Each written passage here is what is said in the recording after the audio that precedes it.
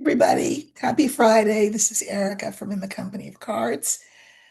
Uh, Back again. Thank you so much for all your comments on the last video. I read them all, appreciate them all. Thank you so much. Thank you for liking, sharing, subscribing, hitting the notification bell, and especially for commenting. It helps the algorithm, and it's also really cool to see what you all have to say. Um, I was asked a question about the orbs that were in the room in the last video, and of course, I've periodically there have been orbs here throughout my time doing this channel. And I mean, I was asked, what are they? I mean, I don't know. They're definitely not the sun. I have to have really good lighting in here, sort of artificial lighting because the sun, there's an overhang and a balcony, and the sun doesn't really come in here too well. So it's not that. It's not traffic reflecting, off anything. And so, I mean, I think it's energy. Uh, you know, and however you want to interpret that, I interpret it to be very benign and positive, and I welcome these visitors for during my broadcast just as much as I welcome you all here now. If you're new, welcome. If you've been here before, welcome back. Um, I'm not going to hold my book up, but you know that I use Lenormand, however you want to pronounce it, to look at issues that are of social, political, racial significance. Uh, and if you are interested in what I do, my deck is called the Erica's Lenormand of Hope. If you click the link under my video, any video of mine, you'll see where you can access the deck. There are many beautiful, gorgeous Lenormand decks out there, so I encourage you to explore. I have a really pretty one that my partner had ordered for me as a gift, and it just came, and it's a Christmas Lenormand, and it's beautiful. So I'm going to use that probably as soon as Thanksgiving's over. I'm gonna use that Lenormand here and give my own deck a little bit of a vacation. So my book is The Language of Lenormand. If you're interested in learning how to read the way that I read, I sort of mix traditional techniques with my own modern Black American take on things, and it works quite well.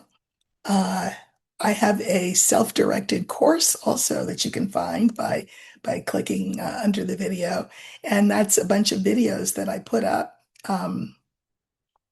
It's for a cost, and you can learn at your own pace because I walk you through how to read Lenormand. I am thinking of doing a course via Zoom, but that won't be till February. There will be a cost attached to that. I think I offer plenty of ways that you can learn from me that are low cost or even free. I just saw an orb when I said low cost. Um, but this one will be a live class with me. It'll be 4 weeks long, probably about an hour and a half each time. Plenty of time for questions, plenty of time for practice, and it is, hands-on with me. But that will be via Zoom, and I'll have details of that after the new year. Okay, there are four things I think I'd like to look at today, not necessarily connected to each other. So the first one is Alex Acosta. Now, Alex Acosta was the guy down in Florida who, back in the day, so maybe like 9 years ago, 10 years ago, 9 years ago, I think, gave Epstein the sweetheart deal of, in return for a plea, he was able to leave jail during the day to do his dirt and then return to jail in the evenings. And it was for a very abbreviated amount of time. And so, it was a sweetheart deal. And Alex Acosta was hauled in front of the Epstein committee, um, and was asked, about that. Like, why did you let him get that sweetheart deal? And Acosta said, well, essentially what he said was, well, back then it was a different era. I mean, I guess meaning that SA was, you know, the done thing and way more permissible back then. And the other thing he said was that he didn't bring more serious charges against Epstein because he didn't find the women, the victims, credible enough to warrant stronger charges. And I mean, butter wouldn't melt in this guy's mouth. He was not apologetic. He was very matter of fact. He is happy with how he handled things. Well, sure, I bet he was because he got a cushy job for a hot minute, remember, in the first Trump administration um, until his role in the Epstein situation was uncovered, and then he had to step down. But this is a man who has a wife and two daughters. But what difference does that make, I guess? I would like to know, as if I can't figure it out, but I would like to know what kind of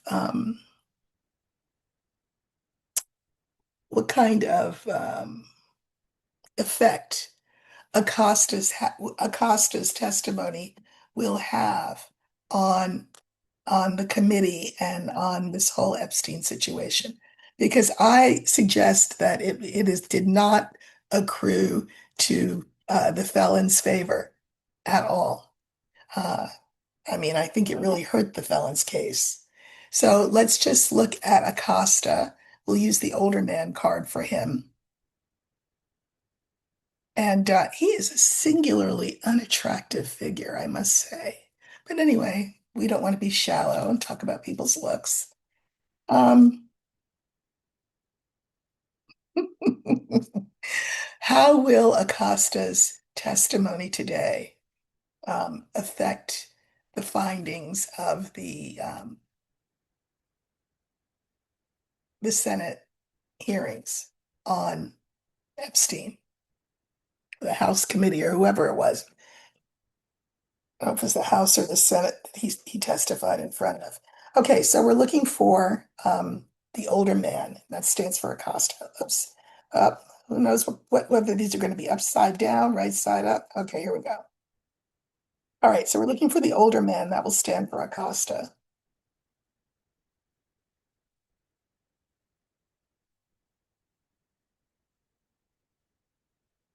What effect will his testimony have?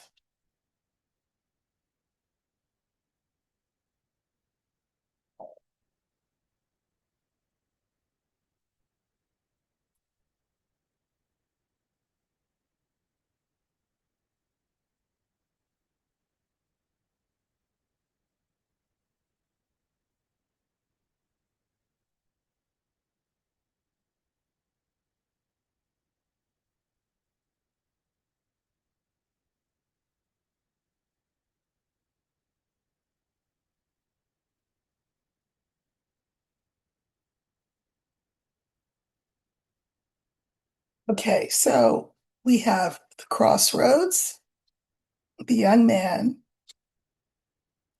That's Acosta this time, not you know who.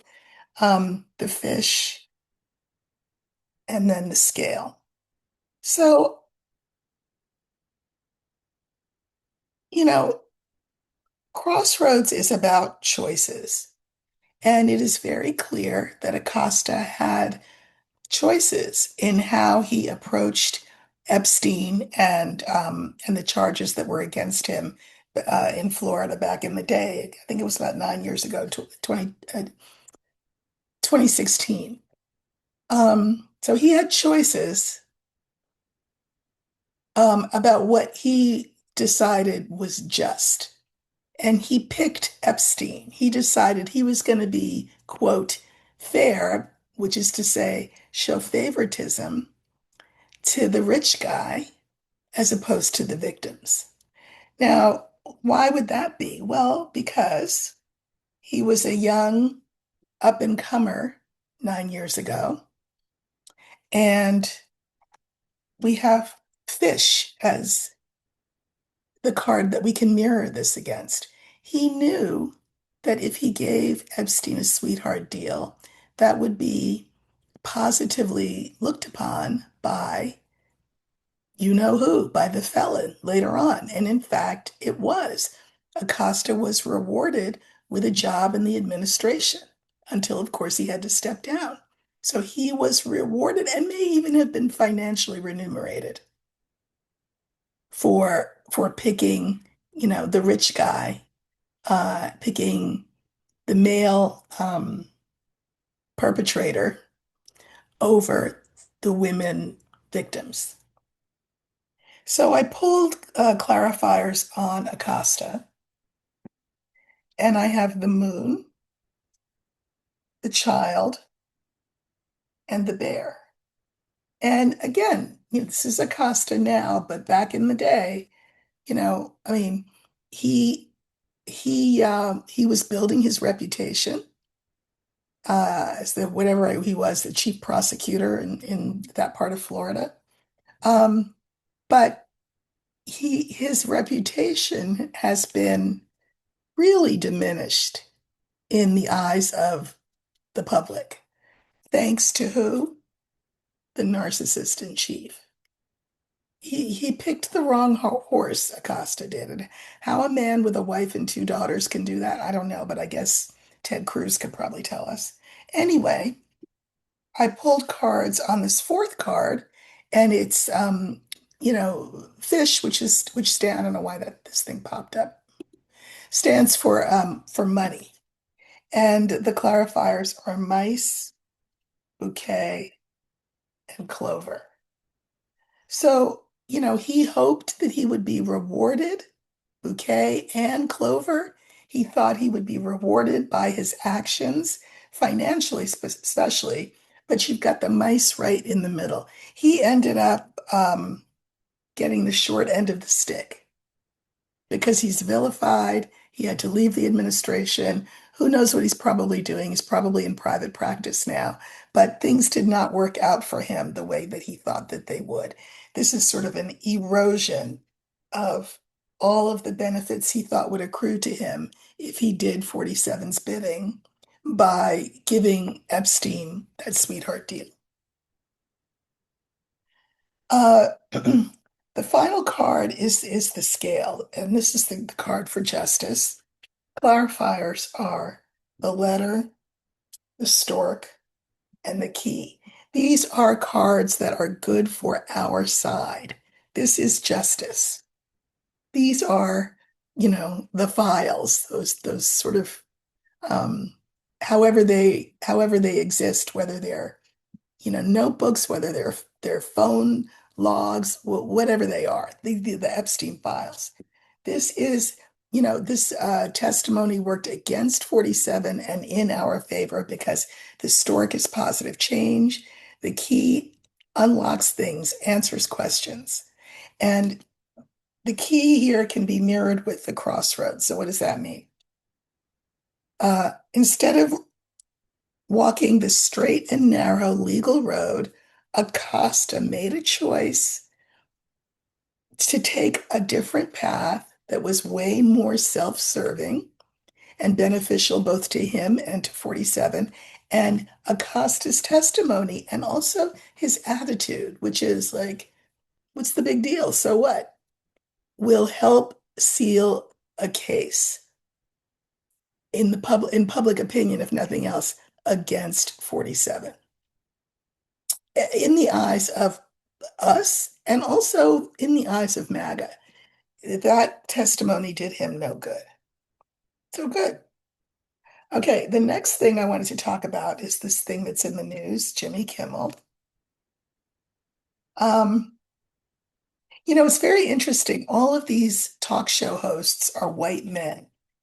And, you know, it can be a dangerous game, even if you're 47, to go against white male cultural icons, um, which talk show hosts can tend to be. Um, and so we know that Kimmel's show was suspended, and we know that neither ABC nor Disney, the Disney Corporation, felt that he'd done anything wrong. But they got threatened by 47, and all of a sudden now his show has been, you know, put on ice. Uh, this has raised a lot of, because it's a white male, of course, being whose speech is being abridged, uh, has raised all kinds of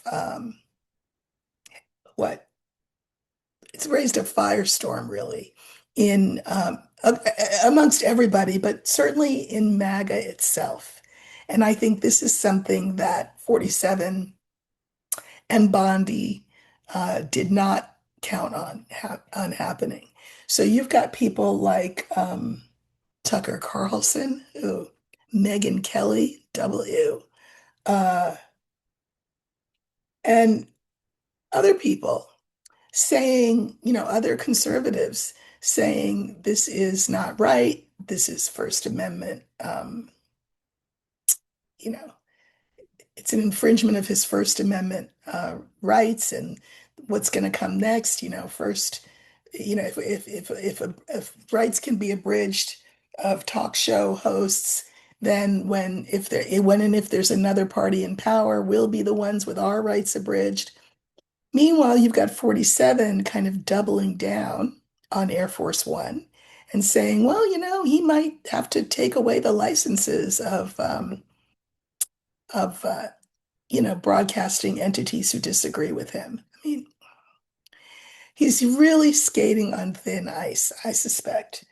Um, Now, the latest apparently is that Disney, who owns Hulu, not to mention all the Disney, everything, it has taken a big hit. People are unsubscribing from Hulu, unsubscribing from Disney Plus, vowing that they're not going to visit Disney. Listen, everybody needs to get this whole thing taken care of, because I have a grandson and I'm going to want to take him to Disney one day, but not today, and not till this thing is, appropriately adjudicated. But at any rate, Disney, feeling on the one hand, feeling their arms being twisted behind their back by the administration. On the other hand, is having their arm twisted in that financial way by the public, by the public. So now they have approached Jimmy Kimmel, and they are in conversation. There is zero talk of Kimmel uh, walking back his remarks, which, by the way, there was nothing wrong with what he said. He there That's not on the table at all. But there is some sort of conversation between him and Disney. And I suspect, I mean, I hope that Disney's saying, who is it a better idea for us to be on the good side of? The felon or the public? Who will last longer? The felon or the public? So what I would like to know is what will come of the meeting between Jimmy Kimmel and the Disney Corporation. What will come of that? So I'm going to use birds, right? Because birds is conversation, meetings, talks. Um, what will come of these talks that are apparently going on even as we speak between Jimmy Kimmel and his representatives and the Disney Corporation? Okay. So this time we're looking for the birds.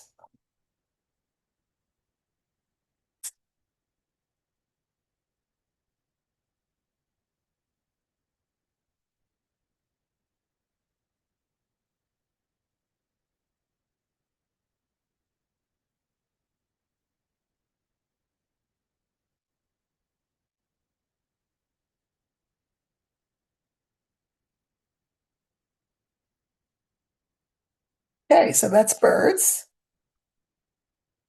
And then putting two to the left, two to the right.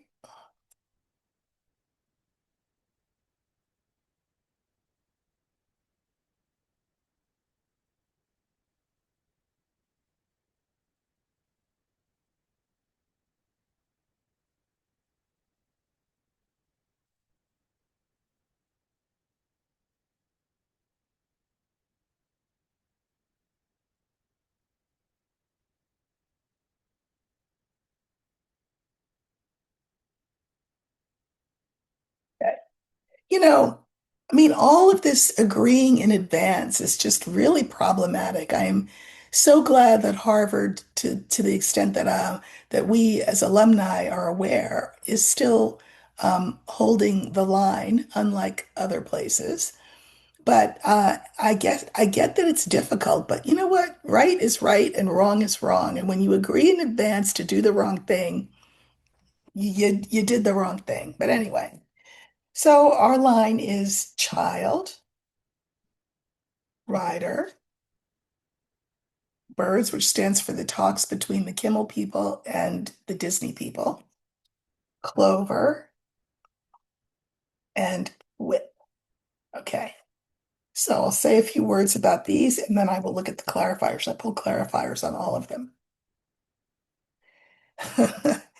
The Disney people, I don't know, woke up on a different side of the bed than they woke up on yesterday, and they feel a new way than they did when they capitulated and suspended him. Uh, and that's the message that they want to convey to him in this set of meetings that they're having. Uh, cl Very interesting. Clover and then whip. Now, I understood that Kimmel was going to sue them because, according to his contract, I think what they did was, by suspending him, was in breach of his contract. So not only are they in trouble with the public and conservatives, um, they're in trouble with the union. So they're like, they're having second thoughts and they want to make nice. Can we make nice? Can we smooth this over? Can we make this okay? The talks are intense. I think that they are probably Disney beating themselves up for the decision that they made. I mean, talk about un-American. I mean, you can't get more sort of quintessentially and stereotypically American than Disney. Um, I never went to Disney until I had a child. And we went when she was, well, for the first time. We went twice, but we went for the first time when she was 6. And I have to say, we got there and watched the fireworks that they have every night, and I cried because it was Disney. Oh my God, and I grew up on everything Disney. So, I feel some type of way about this for my grandson, Milo. I look forward to going again with him. But I feel like these talks are impassioned, we'll just say. Uh, Kimmel has the upper hand because behind Kimmel are all of those of us who loved Disney and all these MAGA people who probably also love Disney, but are saying, wait a minute, this has gone a little far with this First Amendment thing because that could have blowback on us. I mean, when you've got Megyn Kelly and Tucker Carlson on the same page as us about an issue, well, that's an interesting turn of events.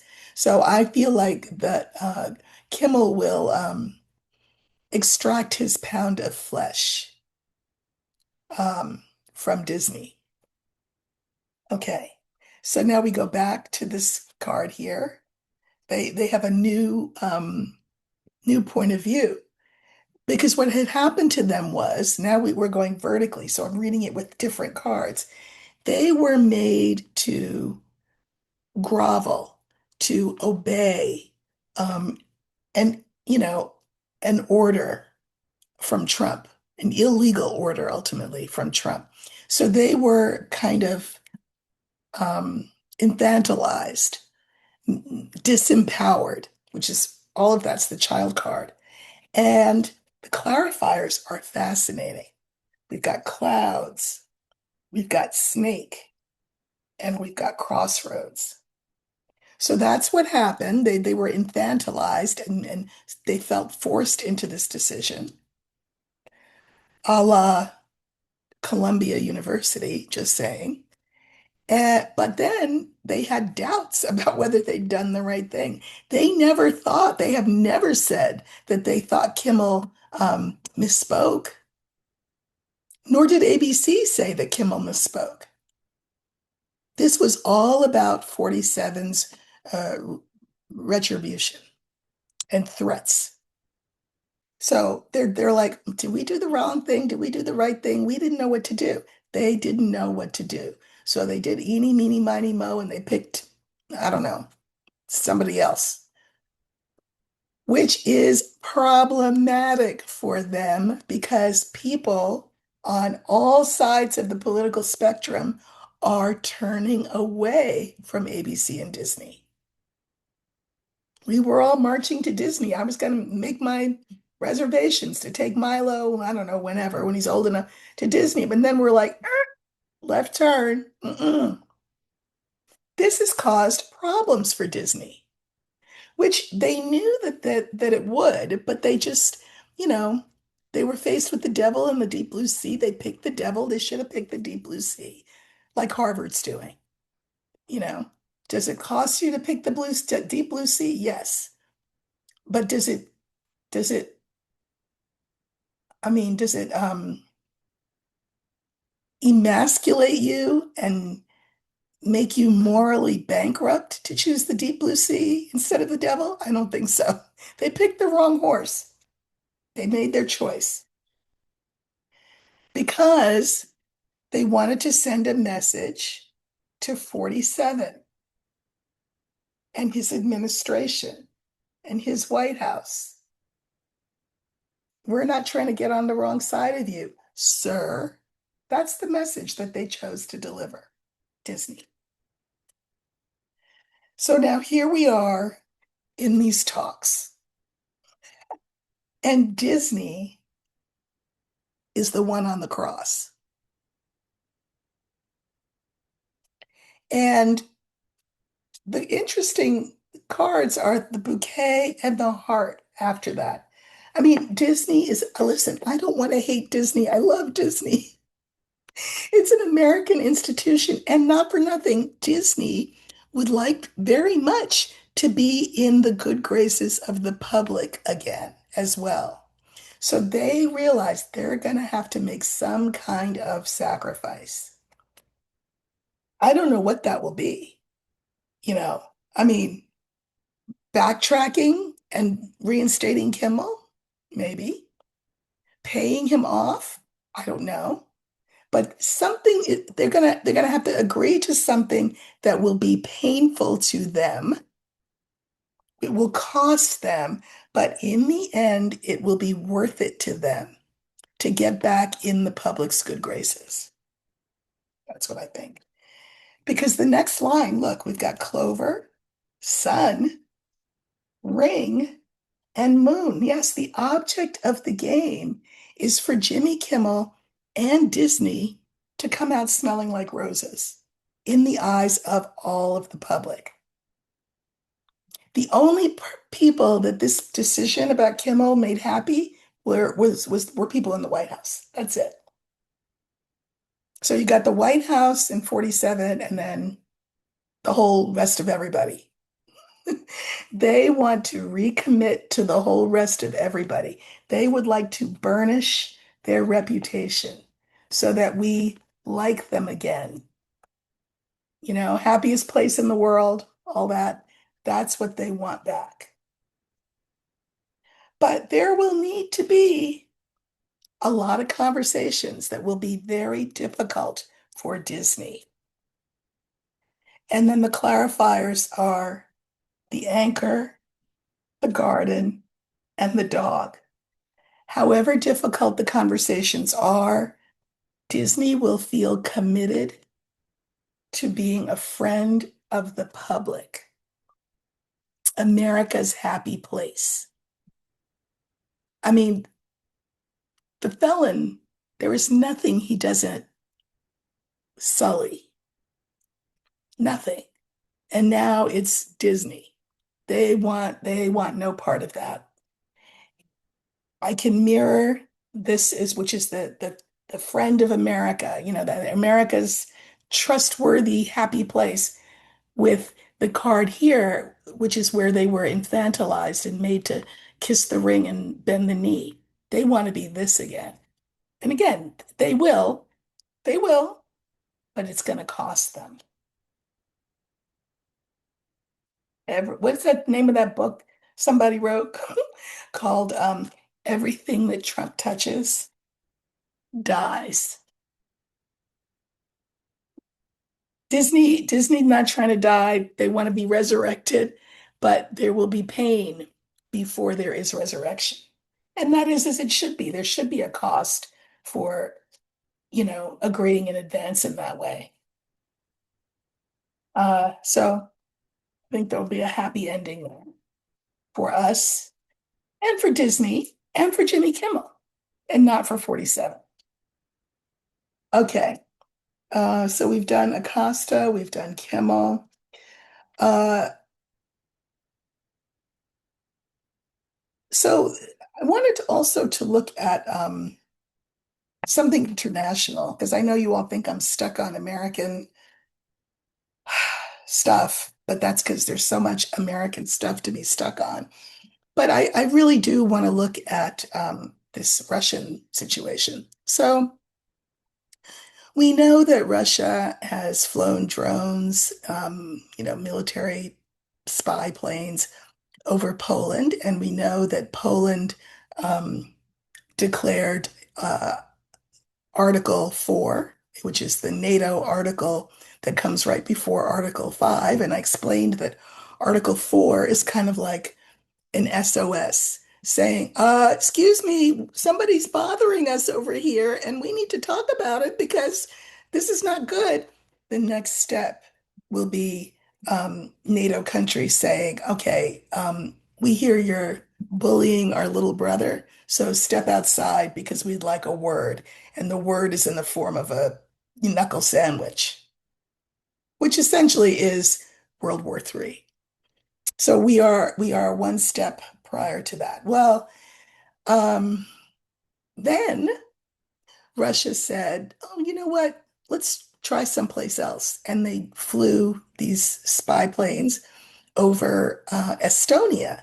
Now, of course, Estonia, if you recall, is one of the several countries that used to be part of the USSR, the Union of Soviet Socialist Republics.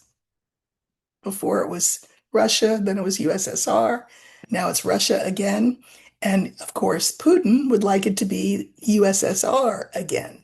He believes that the breaking up of the Soviet Union was, a tragedy and a travesty, and it is his mission um, to reform that union. Estonia is a NATO member, so now we have Estonia and Poland both declaring Article 4, which is, excuse me, but somebody's bothering us. Can we talk about this? Because the next step is, you know, my big brother's going to beat you up, meaning NATO nations have to go in and respond. Now, I haven't said the best part of the story. Best part of the story is 47. Now, mind you, we're members of NATO. But 47 has said, oh, that wasn't on purpose that Putin did that. Those were all that was by mistake. Like they misjudged what airspace they were over or something. What? Now, I've heard other people speculate on this, and I actually I agree. I am in agreement with this, what I'm about to say. Uh, you know, that attitude, the one I just described, oh, it was a mistake. They didn't really do that on purpose. That is a disturbing attitude for a NATO country to take, especially the United States. And in another era, like, I don't know, 10 years ago, that would have been almost like a treasonous kind of comment. And even though we've got Pete Hegseth as head of the Defense Department, head of the military, I am sure he is not well liked. I know he's not. He's liked about as much as Patel is liked at the FBI. Um, if it came to that, right? If push came to shove and NATO decided that there needed to be a military response against Russia for,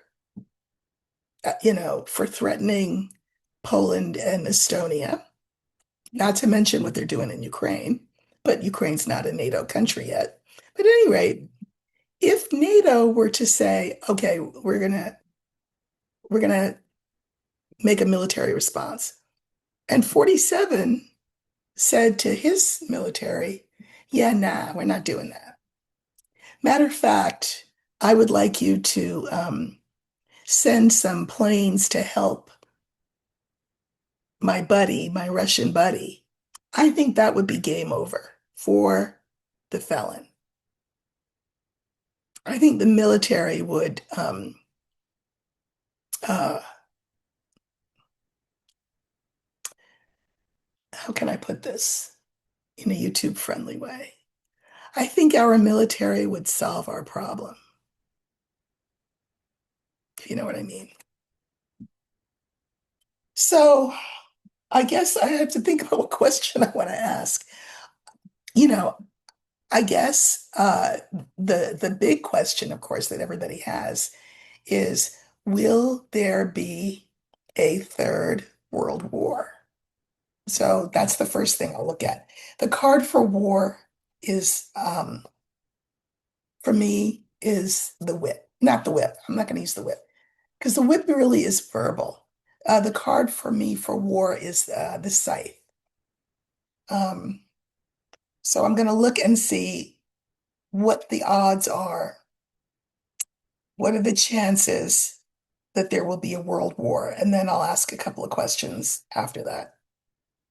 Will there be a world war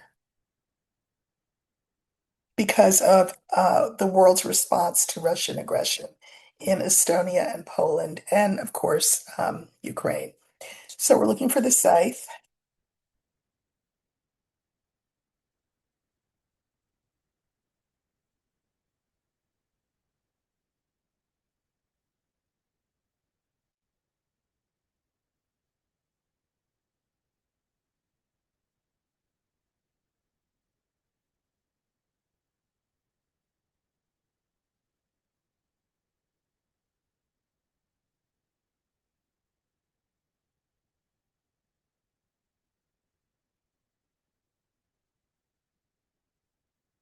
Okay. We have the ship, we have the clouds, we have the scythe, we have the young man, and we have the snake. I'm going to say that, um, I kind of really don't want to draw clarifiers so much on this because energy is mutable. There is free will on all sides, on the part of everyone, countries and people. But it looks like what I can say is that we are sailing towards very stormy skies and seas. We are heading towards a world war. And with the young man and the snake, these are very bellicose energies, aggressive, um, and problematic, dangerous um, tendencies. So you know, nothing is written in stone. As I said, energy is mutable, and there's such a thing as free will. Um, Lots of things can happen between now and, well, now and a month from now, even. A lot can happen.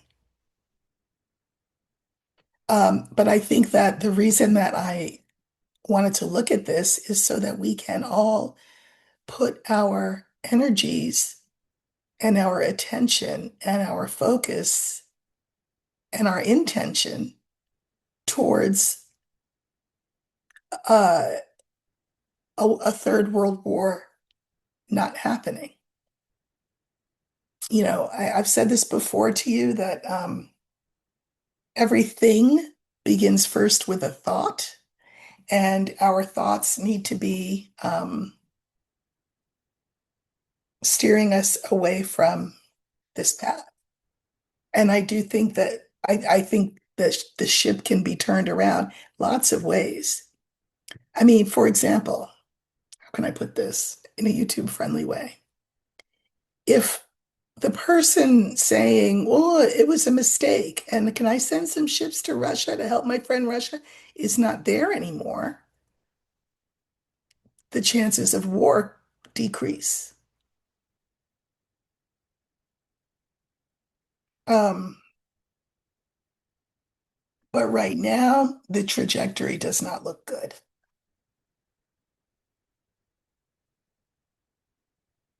Now,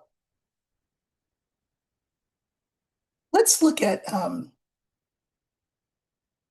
let's give another look at the felon's health. I know I feel like I look at his health way too often, but you know, I mean, it's not sort of purient curiosity. It's not gossip that I'm doing here. It's,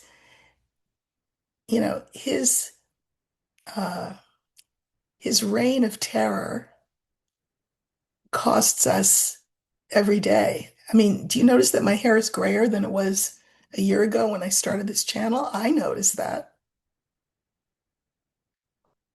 So, um, nothing is forever. Trouble don't last always.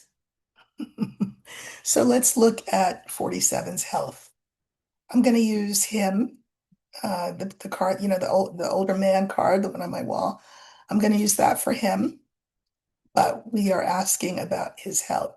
He did not look good in London. One point, he forgot what he was saying, and Charles, whom we know is ill, was looking at him like, "Bro, you all right?" Uh, the walk from the helicopter back to the White House last night was interesting. He and Melania were walking back, and it looked like she didn't want to hold his hand, but it also looked like he needed her to hold his hand so that he could make a straight line back to the doorway of the White House that they were trying to go through. So he is he's not well, and I'm concerned for our commander in chief's health. Okay.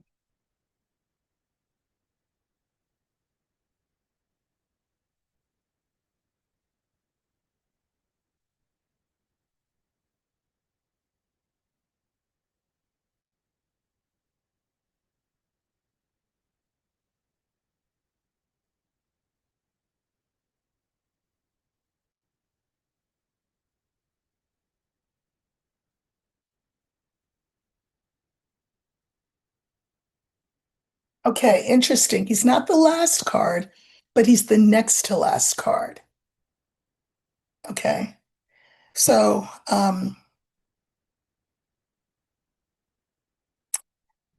if he's the next to last card, wait, I'm confusing myself how I do it. Uh, then he's the next to last card. That means There's only one card after him, so I'm going to put that down, and then everything else, I'm sorry, everything else comes before him. And I mean, I think I know why I got shaken because it's because I saw what that last card was and the card before, and I was like, "Ooh, okay." So we're looking at 47's health. I told you that the farther we get into September, and then when we get to October, I do think there could be a culminating event in October. I really do. And I think at Thanksgiving, um, you know, at Thanksgiving, that is a holiday about giving thanks. I think we will be giving thanks at Thanksgiving. Okay. We have the whip, the tree, the center card is the cross. We have 47, and we have the snake. Now, the whip, the whip is for sort of um, things that bother you. Like if you were being hit with a whip, it would hurt, and then would hurt more, and then would hurt again, and it would hurt. So he has, in other words, chronic, ongoing issues that are becoming increasingly troublesome for him. The snake is the card I can mirror it with. Um, and then, as if Spirit wanted me to know that, yes, we get it. We know what you're talking about. What do we get? The second card is the tree. This is the health card. I didn't pull it, I wasn't looking for it, but it popped up. And what does it mirror? Him. Um, in well, I don't want to get too in the weeds, but there is a way of reading the entire deck at once where you can see a whole bunch of stuff about someone's life, like a little bit about a lot of things. And in that way of reading, it's called the Grand Tableau. And in my book, I teach you how to do the Grand Tableau. But one of the traditional things that they say about this is that the closer the tree is to the person that you're looking at, the worse it is. So the fact that it's shown up at all, that they both showed up, does not bode well for his health. And then to have the cross, I mean, the only other card that could be as bad would be the coffin. But here we have the cross. So I'm going to pull a couple of clarifiers. His health is going to drastically deteriorate, I feel like, over the next weeks. Um, so okay,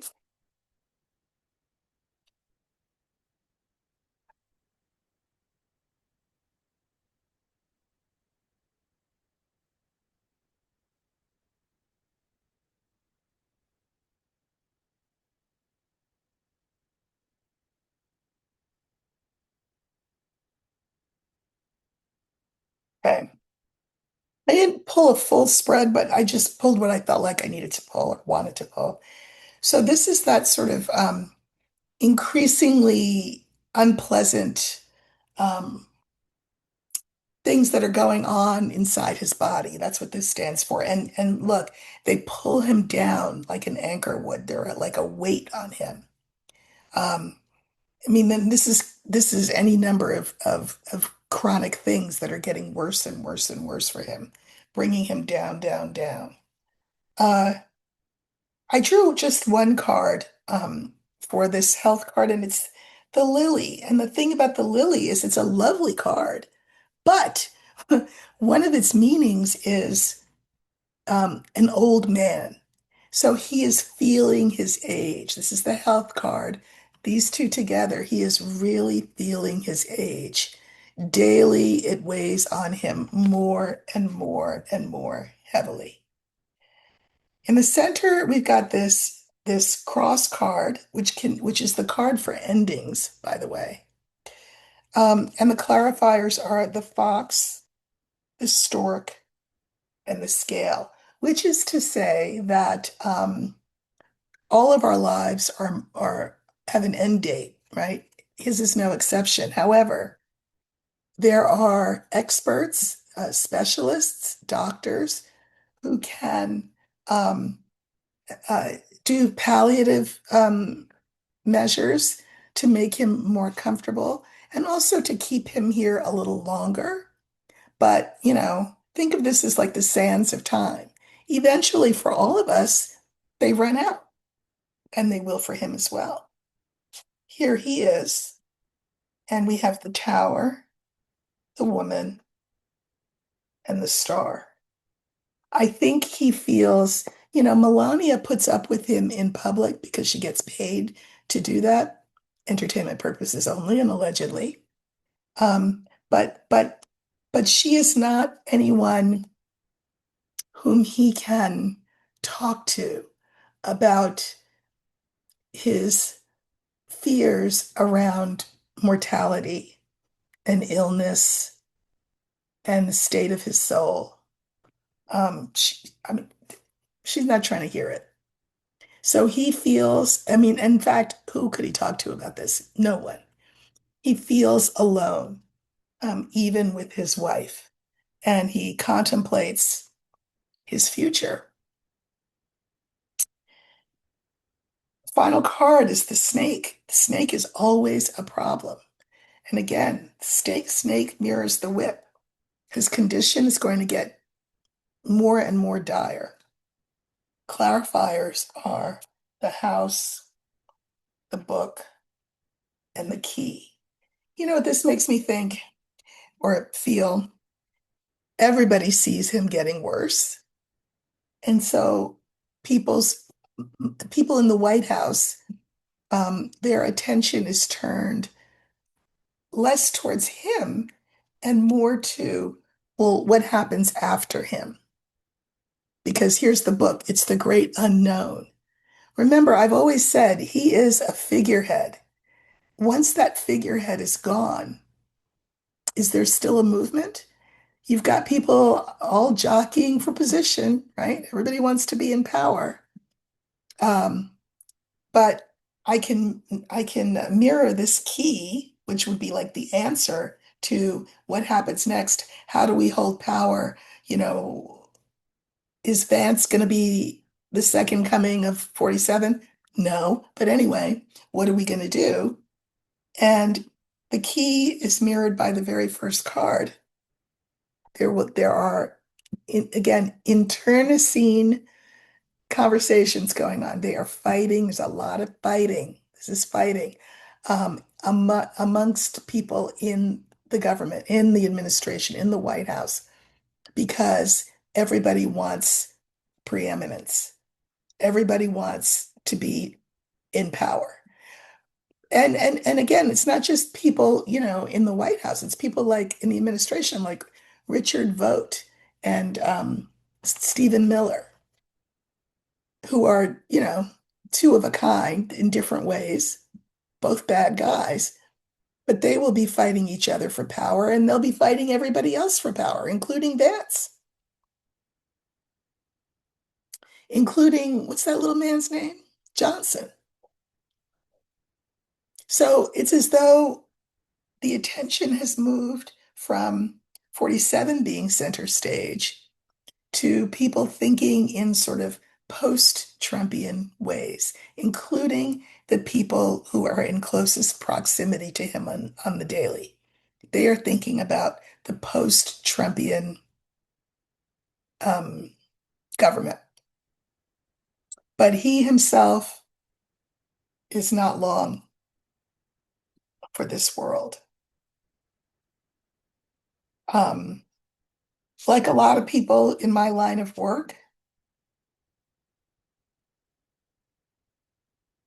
we believe in the soul, and that the soul is not the personality, and that to put the best spin on it for him, his soul's mission was to show us who we are. Because then when you know who you are, you have options about who it is that you'd like to be. And when I say who you want to be, I'm talking about the nation, the country. He showed us our really ugly, slimy, scaly underbelly in myriad ways. That was his soul's mission. And it's pretty much been accomplished. So he can go. And I think that he doesn't want to go. His personality doesn't want to go. He's afraid because he's a human being. And, even though we all live in hope, you know, none of us really knows what happens afterwards. So he's scared. And he has no one to whom he can talk about this. I mean, I guess his evangelical pastors, but Trump is hardly an evangelical. I'm just saying. Oh, anyway, that's it for this week. I think I'm going to be on Sunday, and I think my brother is my guest. I had a couple of viewers ask if I'd bring him back. So I asked him if he'd wanted to come on, and he said sure. So I have no idea what we're going to talk about, but it'll be nice to see him and to introduce him to those of you who haven't met him yet. He's a really special person, one of my absolute favorite people. So I'm pretty sure he's going to come on Sunday. If that doesn't work, I will come on Sunday and it'll be just a conversation between us. But I'm thinking that he's going to be here. And listen, thank you so much for all your support of the channel. We're getting really close to 36K, which is great. That's a whole nother thousand since our first anniversary. So I'm very excited about that and grateful to you all. And I will see you Sunday. Take care.